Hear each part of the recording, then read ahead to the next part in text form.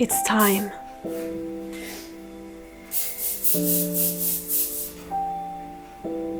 It feels like it must happen this year.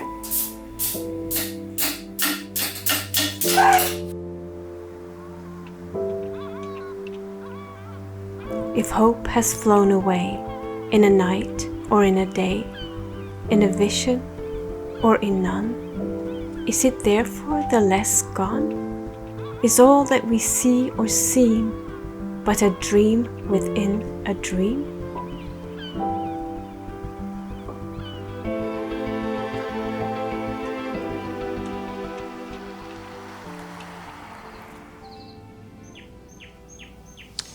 These rocks have been here for almost 1,000 years. Think about all the stories, all the lives, and I'm sure they were also wanting to make an impact.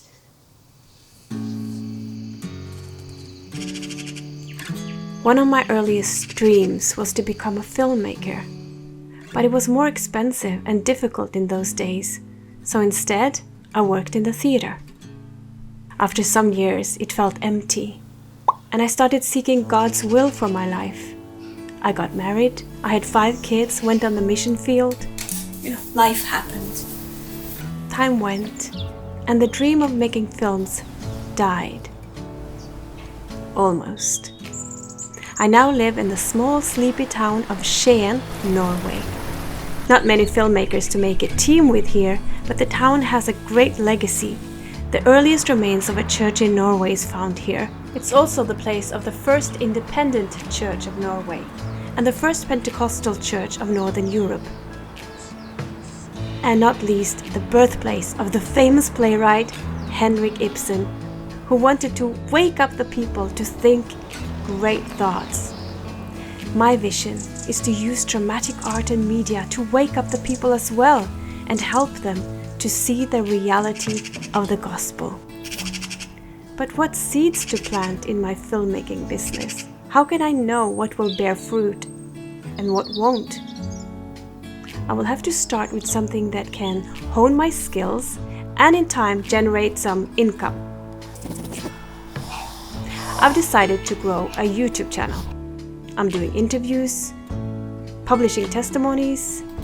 I'm learning all I can about YouTube algorithms, but the doubt is still there. Am I too old? Can I really do this? The YouTube work just seems so hard. I don't know what I want anymore. It's painful to create because it's difficult. It's difficult, and yet I must create. If I must take a full-time job next to family obligations, I would have no time to create.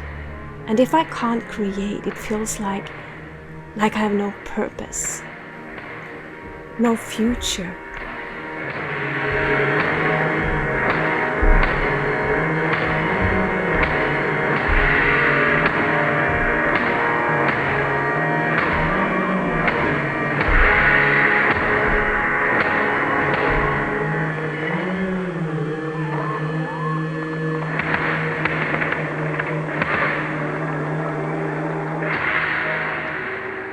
I was reading C.S. Lewis here the other day, and I was really cut to the heart because in his book, The Great Divorce, he's meeting an artist who doesn't want to continue to heaven because he's afraid that he can't create there, he can't paint.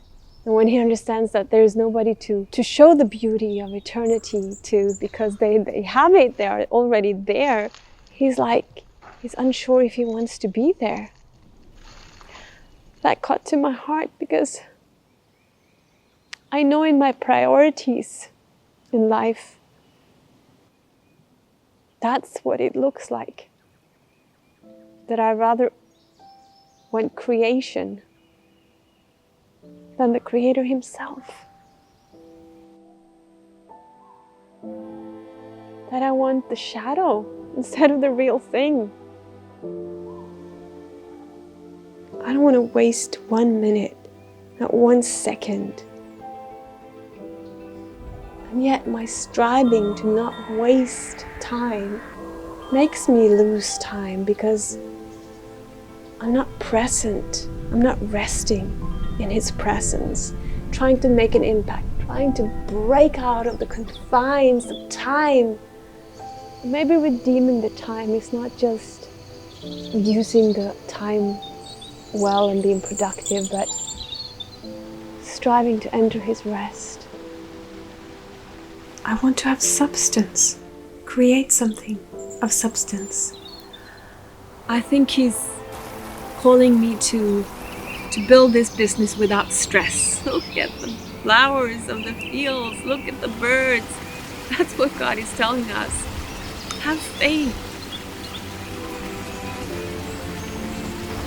My task is to ask Him, to listen,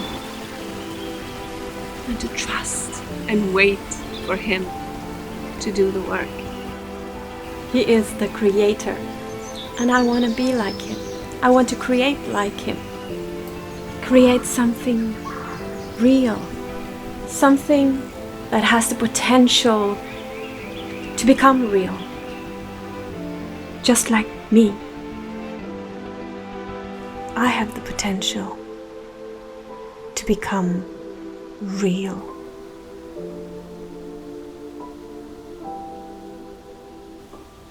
In Him we live and move and have our being.